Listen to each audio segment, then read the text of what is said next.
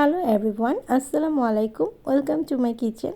আজকের রেসিপি হচ্ছে chicken 65। Indian most popular একটি ডিশ হচ্ছে চিকেন 65। বেশ কিছুদিন আমি ইন্ডিয়াতে ছিলাম, তখন ম্যাক্সিমাম টাইম ডিনারে চিকেন 65 খাওয়া হতো। সেখান থেকে ইন্ডিয়ান স্টাইলের চিকেন 65 রেসিপিটি শেয়ার করছি। তবে একদমই ঘরে থাকা উপকরণ দিয়ে চিকেন 65 করছি, কোনো এক্সট্রা উপকরণ এখানে ইউজ করব না। চলুন চলে যাচ্ছি রেসিপিতে। চিকেন 65 তৈরির জন্য এখানে 250 গ্রাম বোনলেস চিকেন নিয়েছি। চিকেনের পিসগুলো মাঝারি আকারে কেটে নিয়েছি, খুব বেশি বড় না আবার খুব বেশি ছোটও না। চিকেনের ভেতর হাফ কাপ পরিমাণ টক দই দিয়ে দিচ্ছি। এরপর গোলমরিচ দিয়ে দিচ্ছি হাফ টি স্পুন, রসুন পেস্ট দিচ্ছি হাফ টি স্পুন, আদা পেস্ট দিচ্ছি হাফ টি স্পুন, লাল মরিচের গুঁড়া দিয়ে দিচ্ছি 1 টি স্পুন, আর কিছুটা ধনেপাতা দিয়ে দিচ্ছি একটু স্মেলের জন্য। সবগুলো উপকরণ দিয়ে দেওয়ার পর চিকেনের সাথে উপকরণগুলো ভালোভাবে মিশিয়ে নিচ্ছি।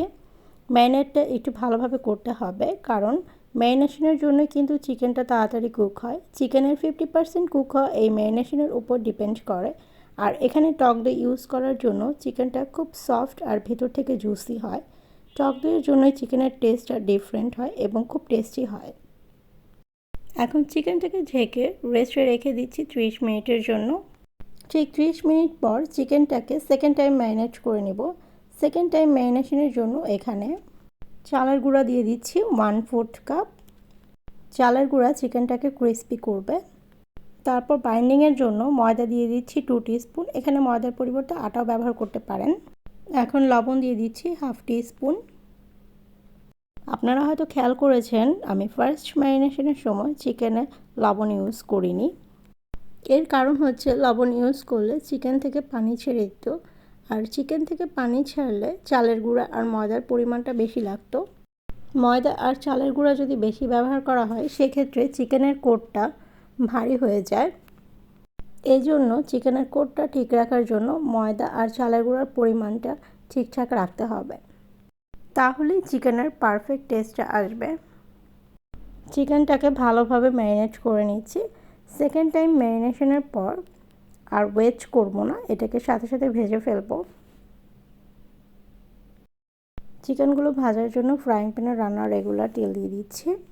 এর ভেতর একে একে চিকেনগুলো দিয়ে দিচ্ছি। তেলটা খুব বেশি গরম হওয়া যাবে না, হালকা গরম অবস্থাতেই চিকেনগুলো দিয়ে দিতে হবে।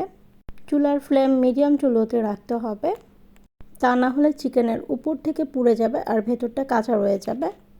চুলার ফ্লেমটা হাই করা যাবে না। চিকেনের একটা পিঠ যখন ভালোভাবে হয়ে যাবে, হালকা লাল কালার হয়ে যাবে, তখন এই চিকেনগুলোকে আমি একটা একটা করে উল্টে দিচ্ছি।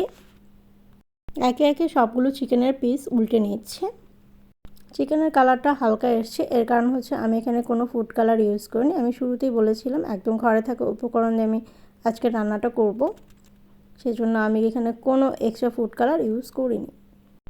চিকেনের পিসগুলোকে 8 থেকে 10 মিনিটের মতো ভেজে নিয়েছি। তারপর যখন ভালোভাবে সিদ্ধ হয়ে গেছে তখন এই চিকেনগুলোকে একে একে উঠিয়ে নিচ্ছে। একইভাবে আমি এর পরের ব্যাচটা ভেজে নিচ্ছি। সবগুলো চিকেন আমি একইভাবে ভেজে নিচ্ছি। সবগুলো চিকেন ভেজে নেওয়ার পর আরেকটা ফ্রাইং প্যানে আমি রান্নার রেগুলার তেল দিয়ে নিচ্ছি। এখানে খুব বেশি তেল ইউজ করিনি, খুব অল্প পরিমাণের তেল আমি ইউজ করেছি। এর ভেতর 1/4 কাপ রসুন কুচি দিয়ে দিচ্ছি। 7 থেকে 8টা কাঁচামরিচ চিড়ে দিয়েছি এর ভেতর। এখানে রান্নাটা হাই হিটে করব। হাই হিটে রান্না করলে রসুনের একটা স্মোকি ফ্লেভার আসে। এর ভেতর আগে থেকে ভেজে রাখা চিকেনগুলো দিয়ে দিচ্ছি।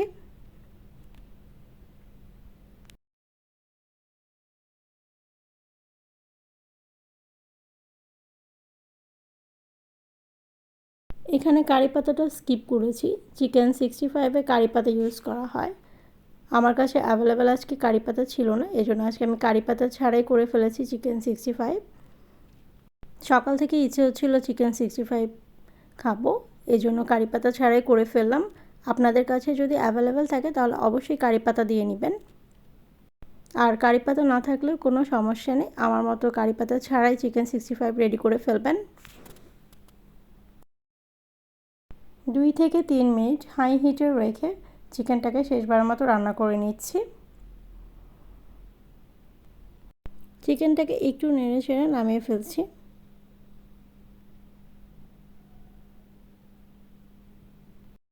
খুব সহজভাবে অল্প উপকরণ দিয়ে তৈরি করে ফেললাম চিকেন 65। এখন একটা ডিশে সার্ভ করে নিচ্ছি।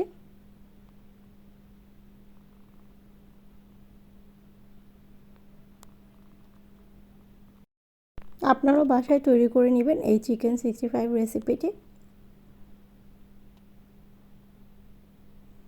Thanks for watching.